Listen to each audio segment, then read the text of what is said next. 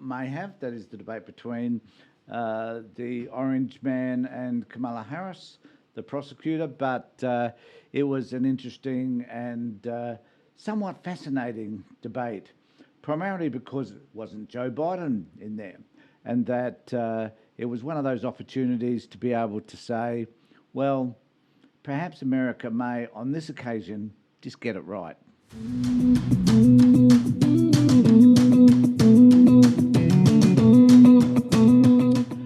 I don't have much hope that Americans will, and that there is this fear I have that Americans are so polarised that they will not be able to differentiate between a crazy person, a la Donald Trump, and someone who has a sense of rationality, a la Kamala Harris. So my take on it was that Harris crushed it. Now, if you look at the left-wing media, which I've just done before I've done this post, you'll notice that the left-wing media are very excited about what happened, because it was evident that Kamala Harris was able to bait Trump, and that he fell for every baiting she did, which is interesting given the name of this whole thing was debate, but she was able to bait Trump along the way, and he fell for it every time. I said to my wife this morning before we watched the video, before we watched the debate, that all she had to do was find ways to entice him to talk about things that made him look really stupid. So she did, particularly the sizes of his rallies compared to hers. And of course, then he dived into the fact that they're AI, and that her rallies are AI, and that she has very few people, and she pays for people to attend her rallies.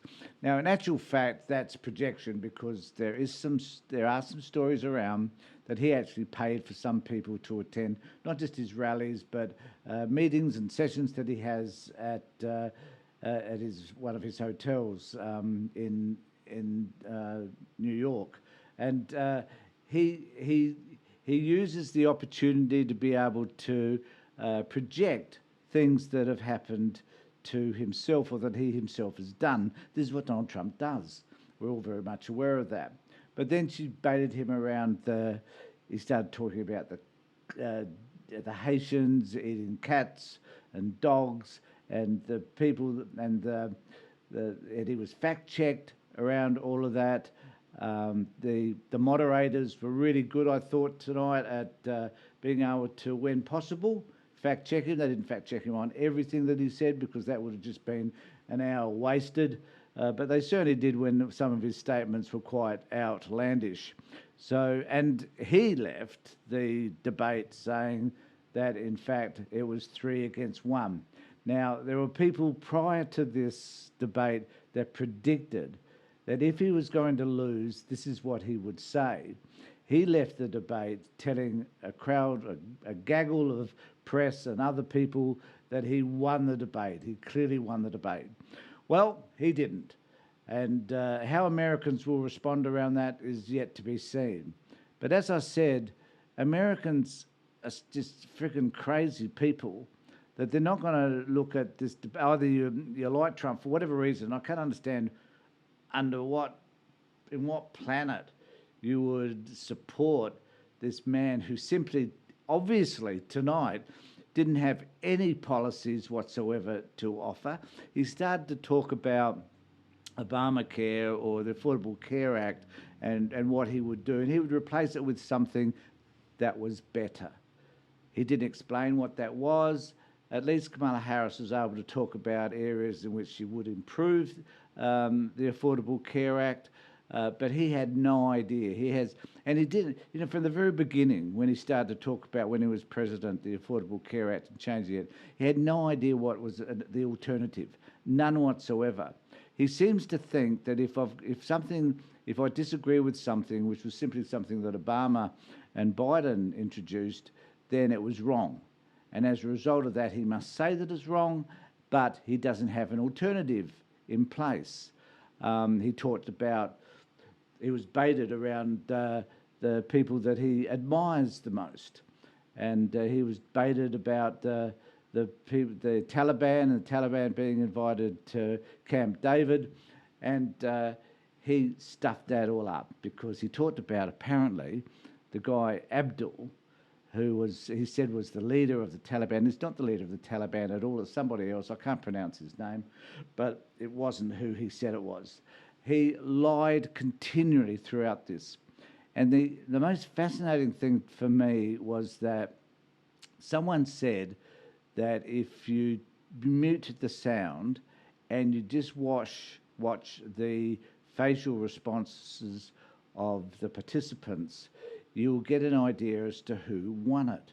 And it's an interesting exercise to do because it was clear that Donald Trump was told not to make any facial expressions whatsoever, and he tried to avoid that, and he looked bland and uninteresting, whereas Kamala at least responded. At least sometimes you could see her mouth, that is a lie, and she had a far more engaging approach to it. She looked at him, he refused to look at her, and there were indicators to me that she was far more engaged in the process.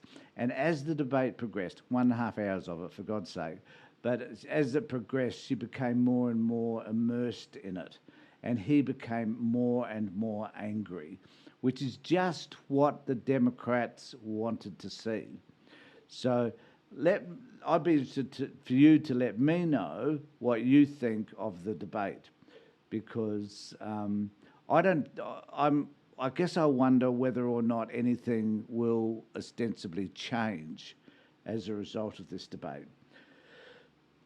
But I'm hoping that the American people are smart enough to realise that to continue with a Donald Trump, to have another term of Donald Trump presidency, is a disaster for the country, because you'll be putting a person in power again who has no knowledge, no intellectual capacity whatsoever to be able to understand the issues that need to be solved. Kamala Harris at least has that understanding.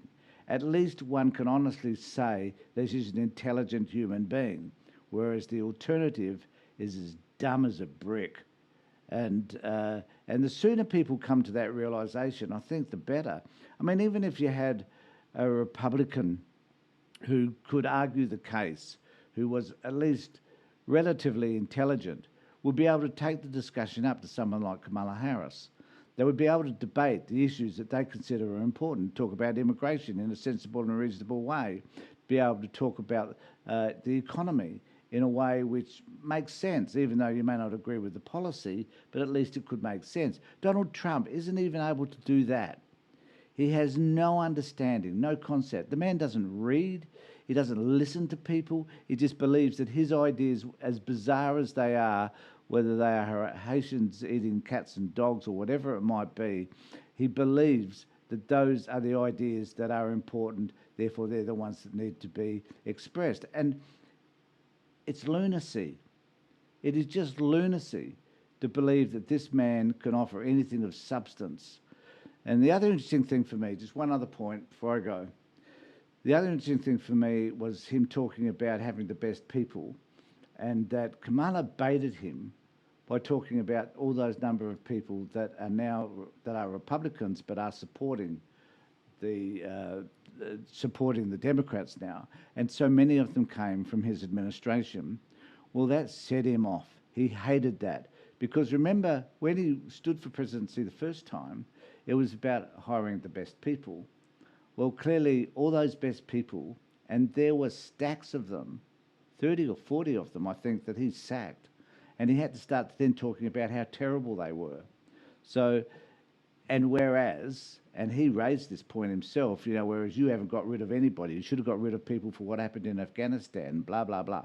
So, and the Biden-Harris administration has been steady, has been sane, whereas the reality is his administration was just crazy. So let me know what you think in the comment section below. Did you watch the debate? What did you think? Did you think that Harris won, or do you think that Trump won? And if you're going to offer an idea in the comment section about who you think won, just tell me why you think that they won. In the meantime, take care, look after yourselves, and more importantly, be safe.